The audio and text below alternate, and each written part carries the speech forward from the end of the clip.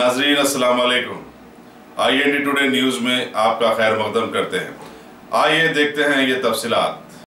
शहर के सेंट मेरी कॉलेज के 18 साल तालिब इल्म ऋतिक ठाकुर आइंदा माह बार्सिलोना में मुनक्किद होने वाले बैनुल अक़वामी नौइयत के फुटबॉल मुकाबलों में हिस्सा लेते हुए हैदराबाद और अहमदाबाद का नाम रोशन करेंगे। स्पोर्ट्स विलेज के मोहम्मद शमसुद्दीन, जिन्होंने इस नौजवान की तरबियत की, बताया कि ऋतिक ठाकुर अहमदाबाद में पैदा हुआ, लेकिन यहाँ उसने अपने वालिदीन के साथ मुंतकली के बाद तालीम हासिल की। ऋतिक ठाकुर ने कहा कि उन्हें फीफा वर्ल्ड कप के बाद दूसरे बड़े अहम यूरोपियन लीग चैंपियनशिप में हिस्सा लेने पर फख्र महसूस होता है। अगर आपने हमारे चैनल को सब्सक्राइब नहीं किया है तो आपको यहाँ सब्सक्राइब बटन दिख रहा है, उसे क्लिक करिए और सब्सक्राइब कीजिए, और साथ ही साथ बेल आइकॉन को भी क्लिक करिएगा, जिससे कि आपको ताज़ा अपडेट मिलते रहें।